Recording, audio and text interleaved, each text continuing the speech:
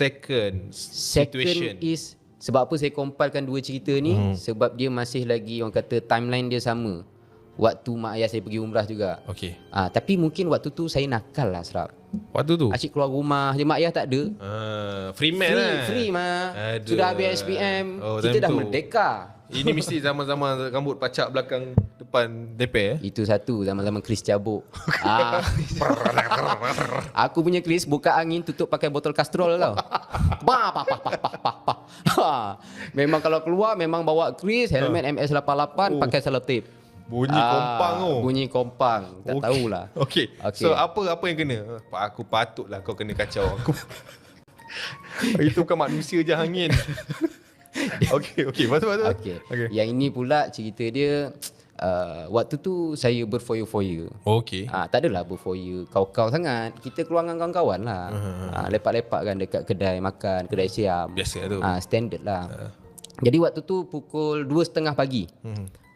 Macam biasa, saya kunci rumah apa semua sebelum keluar. Pagar saya ni pula, sebelum pagar sekarang, mak saya pakai pagar biasa yang jenis kalau nak buka kena turun, kena turun tolak tarik sendiri kan. Biasalah Serap, rumah kampung dah berkarat. Ya, faham. Jadi kalau nak menarik dia tu, orang kata seksa.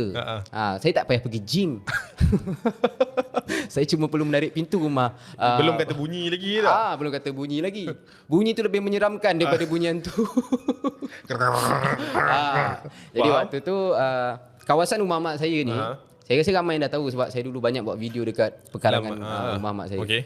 Dia kena ada satu lorong, dia tepi jalan, satu lorong terus nampak pagar rumah mak saya. Okey. Jadi jenis macam gitu. Jadi lorong dia tu lebih kurang dalam 200 ataupun 150 meter jauhnya dari tengah jalan tu. Saya balik macam biasa, bawa motor mesti bahu baik saya ingat sebelah, baru start kan. Gua apa time ni? 2:30 pagi, okay. relax. Alright. Sejuk kan. Krik. Itu bunyi apa? Bunyi orang potong lah. Yes. Pakcik-pakcik potong. Okey, faham.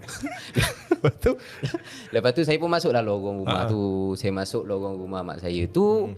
Okey, inilah waktunya dia betul-betul menguji, orang kata tu, tahap kepenakutan saya. Wah, apa tu? Apa tu? Tahap ketakutan cukup kot. Banyak sangat tu. Maksudnya terlampau takut. Dah lah takut, penakut. Yes, kepenakutan. Betul tu. Dia cikgu lah, jangan lawan. Jangan betul dengan Okey. saya. Waktu tu betul-betul menguji tahap kepenakutan saya. Ketakutan Keluarkan saya. tu. Minta maaf. Okey, teruskan. Waktu tu memang menguji di mana. Okey. Sepanjang lorong tu ada tiang. Okey. Tiang, faham tiang apa? Boleh sebut ke tiang TM? Boleh kan? boleh. Tiang TM, tiang lampu kan. Ada 4 kot, dalam 4 tiang. Tiang yang pertama, saya memang dah lama duduk situ dari kecil. Aku dah hafal berapa biji tiang ada kat situ. Jadi nak dijadikan cerita, tiang pertama relax. Sebab saya kalau masuk lorong memang takkan laju. Sebab dah terbiasa kalau balik malam-malam mak ayah tengah tidur. Tapi time tu mak ayah tak ada pun saya terbiasa macam tu. Faham.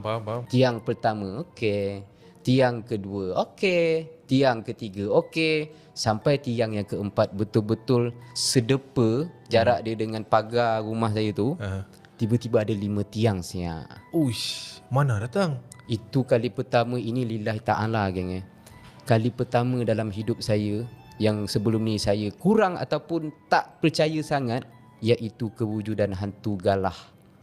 Okey. Time tu Serap, kau bayangkan, okey contoh ni tiang Saya dah berhenti, saya dah kira tiang ni patutnya ada 4 tiang je, tapi ni tiang yang ketiga